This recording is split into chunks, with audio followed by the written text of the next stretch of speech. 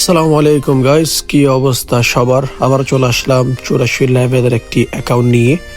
39,000 like রয়েছে, আর এটার মধ্যে 6টা ইভোগান 4 লেভেল করা আছে।